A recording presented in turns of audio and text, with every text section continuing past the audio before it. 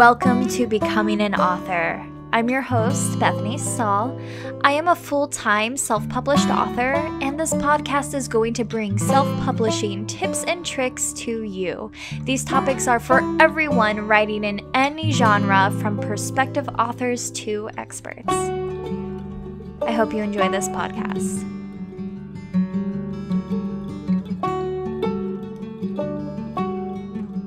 So today we are going to be talking about writing your book, and I'm going to be focusing on writing a picture book specifically. However, if you want to write a different type of book, these concepts can still be applied to that.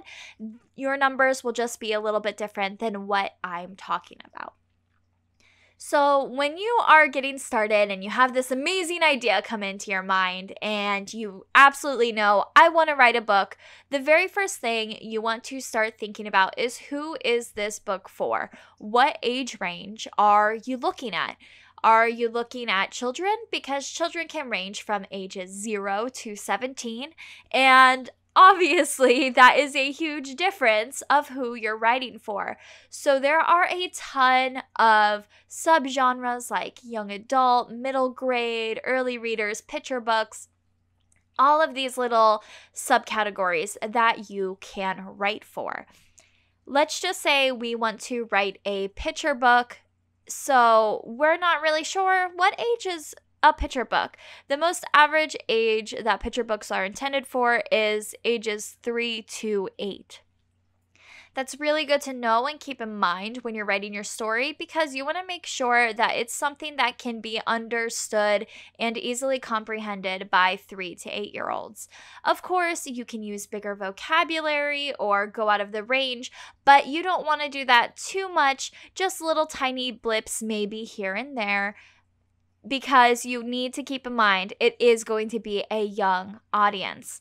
Now, writing picture books does get hard because an average picture book has a word count of about 200 to 800 words, and that's for the US market. Now, that doesn't mean that you can't write more, you can't write less. You can do whatever you want. The beauty of self-publishing is you don't have to follow standards. However, I do recommend you follow some sort of a guide. That way you know what to stick to. And especially if you're writing a series, you want to make sure that your series is consistent throughout. So if you are starting a series or you're writing within your series, try to stick to whatever rules you set for the first book. So writing a book in 200 to 800 words seems like, it's easy. Just slap a few words down, you got a story, sell it, make money. Except you have to tell an entire story in that period of time. So your word choice has to be very, very, very good, because you don't have the luxury of a young adult book or any book in general to write about all the settings and the feelings and the smells, and you don't have that luxury. But what you do have is your illustrations. So we'll talk about that a little bit later. So once you have your idea, you know you want to write a picture book. Now you're going to want to start looking into what other books are out there that are similar to yours. So if you wanted to write a book about cats for 3 to 8-year-olds, what books are out there? And look them up, see what they're about. Are they about the same topic? How can you make yours different? How can you make yours stand out? And I think a lot of authors get caught up in wanting to blend in to the norm and fit in, or if they see a really good idea about a cat does well, they'll want to take that idea and reinvent it as their own, which there's nothing wrong with being inspired by stories, but you want to make sure you're using your own unique idea versus just reassembling somebody else's idea. This is going to be really important because it will make you stand out and it will make your book stronger. So once you've seen books that are in your categories, grab a few of them from the library, check them out, see how did they lay out their book? What did they do for their illustrations? Do you like certain things? Do you not like others? Grab some general picture books for ages 3 to 8. See what they did. Kind of start to get a feel of what is current, what is the market looking for, what is lacking, what do you not see in the market, how can you bring that into your book. So that's a really huge important step in the process. The next thing you're going to start thinking about is, who are your characters going to be? Are they going to be human characters? Are they going to be animal characters? Are they going to be inanimate object characters? So it can be anything you want. So even though you're writing a children's book, you want to make sure the rules for your book stay true. So if you have animals that can talk, likely all animals should be able to talk because animals talk. And even though it's a short story and it may be a little bit whimsical, you do have to stick to certain rules. That way it makes sense. If a tree talks, then all that type of tree in your book should talk because that makes sense. And you have to think about it on a kid level to where, well, if the sky's blue, then the sky is blue. If the grass is green, then the grass is green. You know, if my cat can talk in this story, then all the animals should talk because animals talk to each other, right? So when you're writing, make sure you think about that. You also want to think about your location. Where are they going to be? Are they going to be inside, outside? Is it all taking place in one room? Are they traveling? And how does that connect to your story? Does the location matter? You know, just sort of jot these ideas down and really form this little tiny summary and a book outline of your ideas and what you want to get out of your story. The next thing you want to think about is what tense you want to write it in. Is it going to be in past tense? Is it going to be in present tense?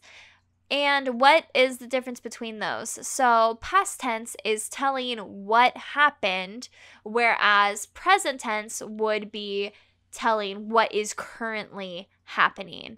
And this part, I think, hangs up a lot of authors because we talk in past and present tense, but most stories are told in past tense. And again, this is going to come in the market research phase where you're going to look into what other books are doing and how you may want to do your book.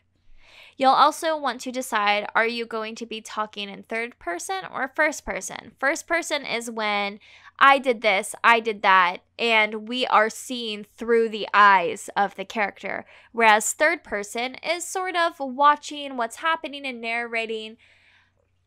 Okay, and your story should have a beginning, middle, and end. There are a few exceptions if you're doing something a little bit different and it doesn't necessarily have a beginning, middle, and end, but we're not going to talk about exceptions. We're just going to say all books need to have a beginning, middle, and end.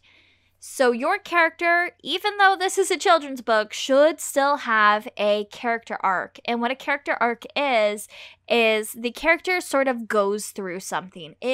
They learn something.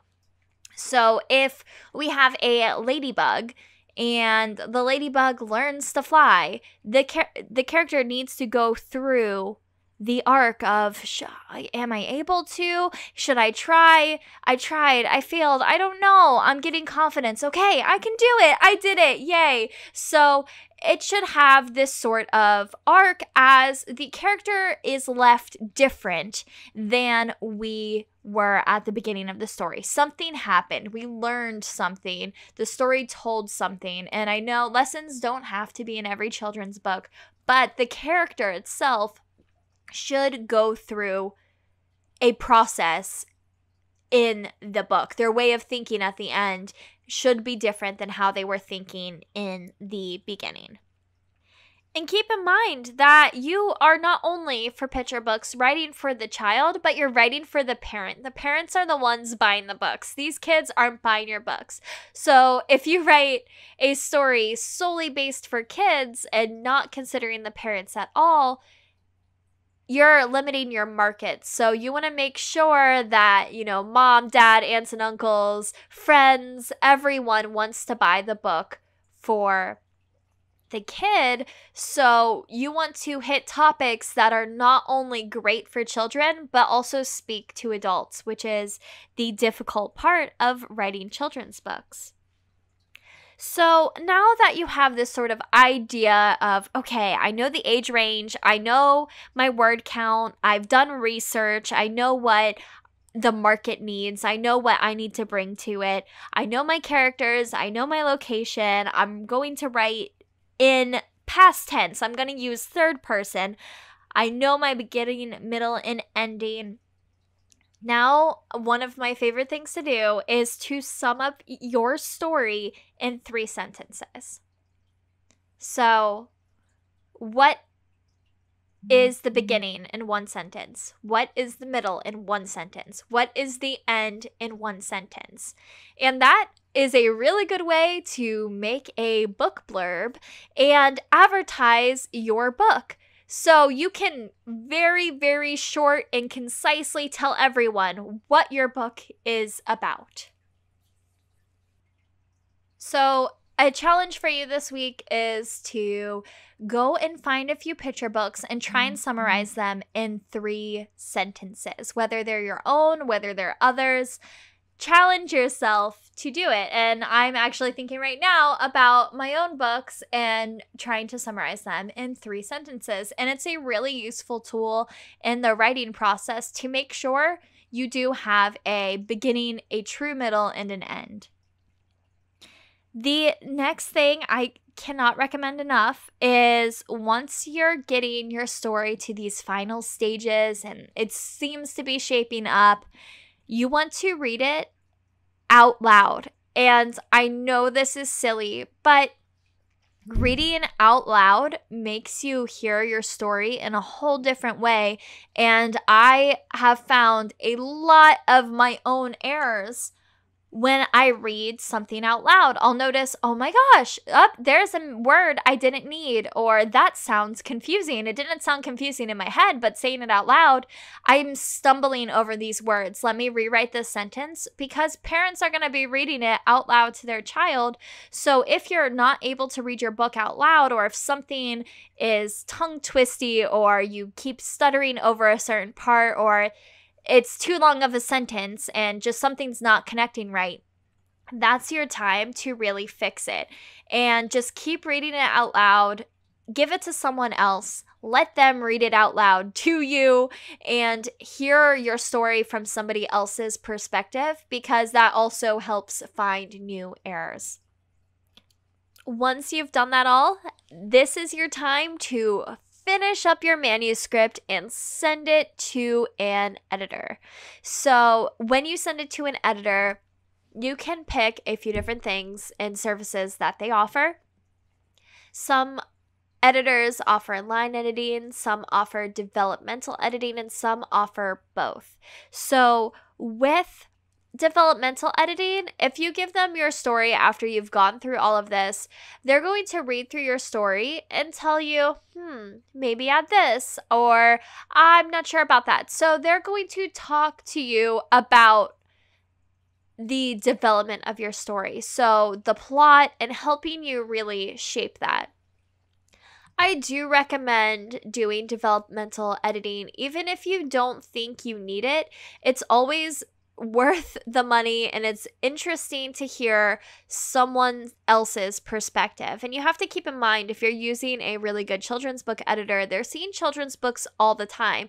So it's not a random person's opinion where you're like, I don't care what you think, go away, why am I paying you for your opinion?